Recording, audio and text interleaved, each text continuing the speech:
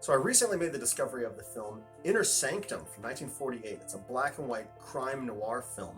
It's really enjoyable. Now, I didn't know any of the actors or actresses from anything else, but it's still a fun story. It only takes about an hour. It's a short movie. It stars an actor named Charles Russell, who plays a murderer on the run who decides to hide out at this little inn out in the country somewhere.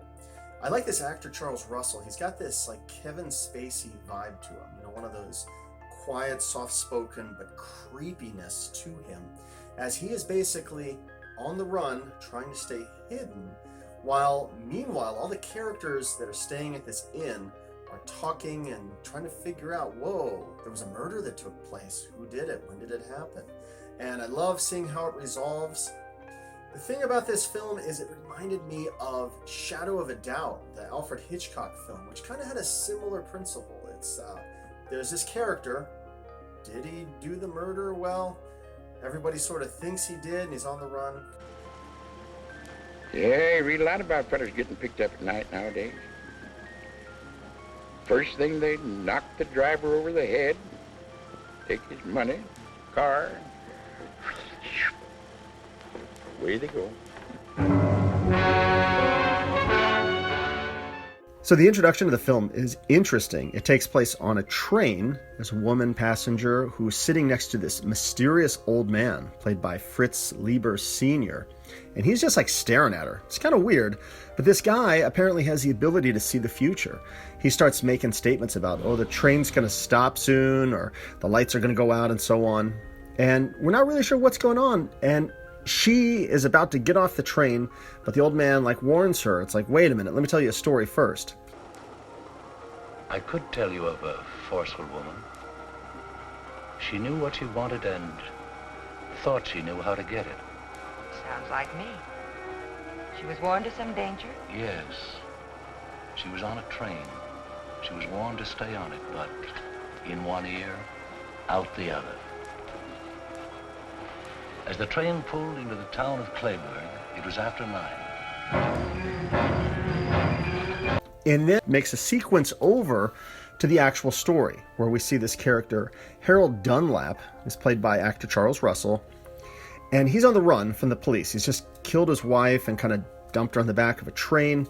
And after traveling with this stranger, he winds up at, I think it's a boarding house in this small town.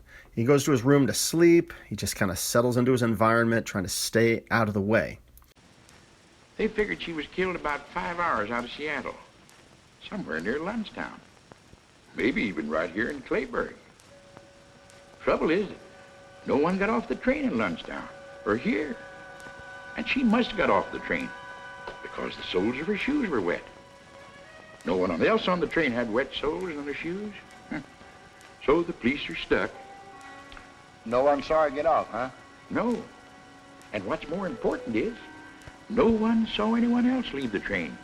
So little Mikey is this kid who's staying there at the house with his mom, and he ends up sharing a room with Harold, which is a little weird. And basically, he may or may not have seen Harold at the train station and might recognize him. So Harold talks to the kid, convinces him, no, that wasn't me. Now, at breakfast the next day, everyone's gathered around, and this big character, Mr. McPhee, arrives. They're talking about the dead woman found on the train.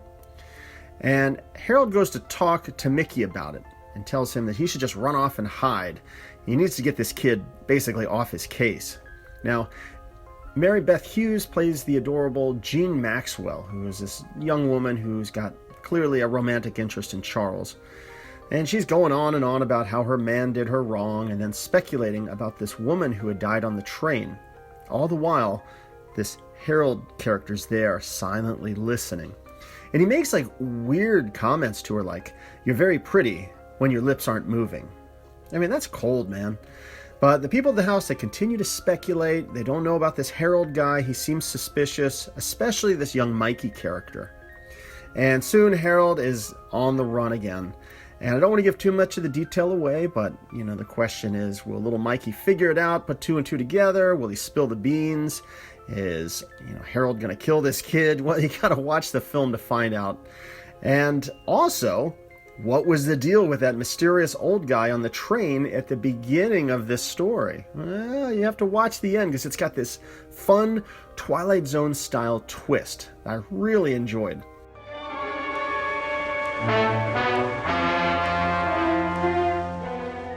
So that was my review of the movie The Inner Sanctum from 1948. And it's weird thinking about this film.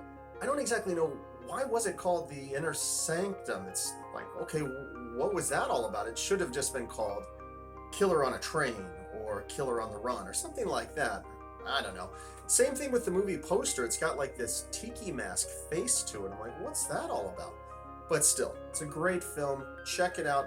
If you're a fan of Alfred Hitchcock and you've seen films like Shadow of a Doubt, you'll appreciate that crime noir element of the man on the run. We're pretty sure he's guilty, and everyone's sort of suspicious, but can he stay hidden? Can he get away with it? It's a fun narrative to see how it unfolds and if he gets away with it or not.